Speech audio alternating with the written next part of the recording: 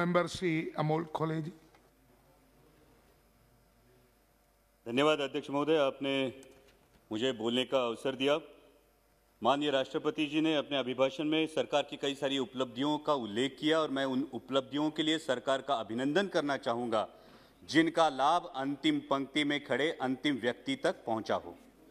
राष्ट्रपति जी ने अपने अभिभाषण में नए संसद भवन के निर्माण की बात की, गर्व की बात है। लेकिन सवाल ये उठता है अध्यक्ष महोदय कि जिस देश की सार्वजनिक स्वास्थ्य व्यवस्था कोरोना की महामारी में बुरी तरह से एक्सपोज हुई हो, उस देश की प्राथमिकता क्या होनी चाहिए? नया संसद भवन या हर जिले में हर संसदीय चुनाव क्षेत्र में एक सुसज्ज अत्याधुनिक सार्वजनिक अस्पताल? देश की प्राथमिकता को नजर रखते हुए सिर्फ 22 एम्स से कुछ नहीं होगा। देश की प्राथमिकता को नजर रखते हुए पहले अस्पताल और फिर संसद भवन, इस पर आत्मचिंतन हो, ये मेरी गुजारिश है। Please silence, silence, please. Bidur जी।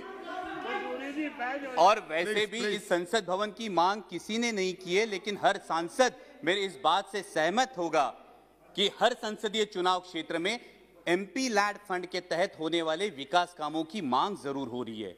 इसलिए मेरी दरख्वास्त है कि इस एमपी लैड फंड को अविलंब पूर्ववत किया जाए। इसमें अभिभाषण में केंद्र और राज्य के सरकारों के बीच कोऑर्डिनेशन की भी बात की गई। माननीय minister of finance state Anurag ji यहां उपस्थित है। मैं आपका ध्यान आकर्षित करना चाहूंगा कि महाराष्ट्र की सरकार को जीएसटी की 25,000 करोड़ की राशि प्रदान होना बाकी है, उस पर अविलंब विचार किया जाए।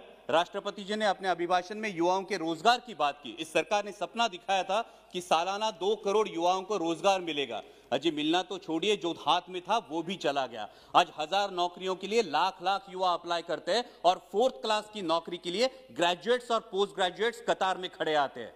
पहले नीम और अब नेशनल अप्रेंटिस जैसे प्रोग्राम, ये जो नीतियां हैं, ये देश के युवा वर्ग के लिए शोषण व्यवस्था साबित हो रहे हैं।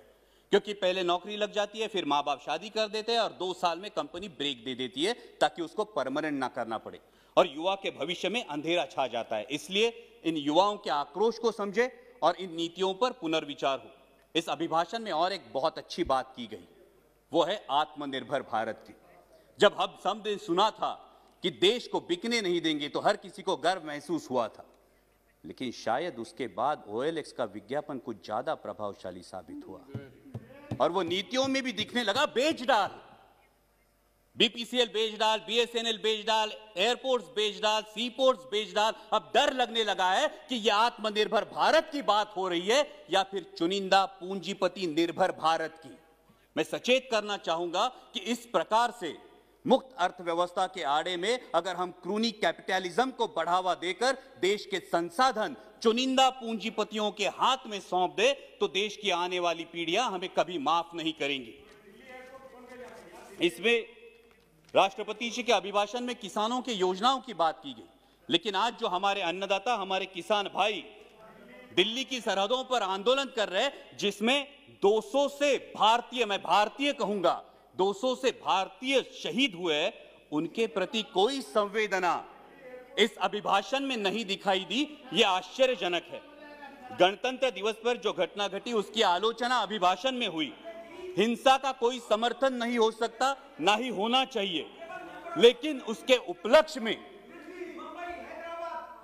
Sir please let me continue, हिंसा का कोई समर्थन नहीं हो सकता, ना ही होना चाहिए, लेकिन उसके उपलक्ष्य में इस किसान आंदोलन को बदनाम करने की जो साजिश रची गई वो निंदनीय है। पहले बताया गया कि सिर्फ पंजाब के किसान हैं, फिर बताया गया कि ये तो आड़तीय है, फिर बताया गया कि ये खालिस्तानी है। Please sit down. Bidur ji, Bidur ji, honourable member Bidur ji, बैठिए बैठिए। Bidur ji please take your seat. Bidur ji, honourable member please take your seat. So please bring house in order. Why you are angry? Sir अगर You sit down there. Sir अगर ऐसे बोलेंगे, कल इनके नेता भी बोलेंगे, तब हम बीच में चलाएंगे, फिर अच्छा होगा सर। No, why? ये जानबूझ के है। Whenever you, Bidur ji, whenever you will speak, at that time, That time you can tell everything. Why you are stand up every time? Thank you sir. Please. Sir, गणतंत्र दिवस में जो घटना घटी उसकी आलोचना अभिभाषण में हुई। हिंसा का कोई समर्थन नहीं हो सकता, ना ही करना चाहिए, लेकिन उसके उपलक्ष्य में इस किसान आंदोलन को बदनाम करने की जिस तरह से साजिश रची गई वो निंदनीय है।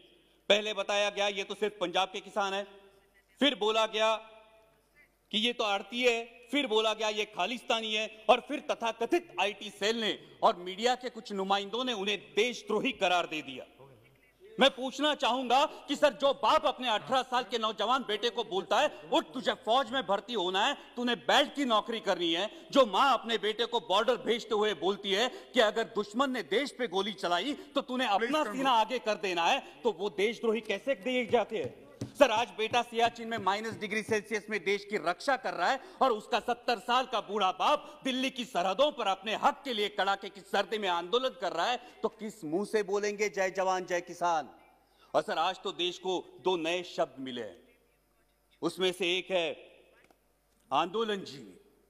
मैं शुक्रगुजार हूं इस शब्द के लिए, कारण महाराष्ट्रातले भाजपचे नेते सतत उठसूट आंदोलन करत होते, त्यांना काय म्हणायचं ते आम्हाला या शब्दामुळे कळलं।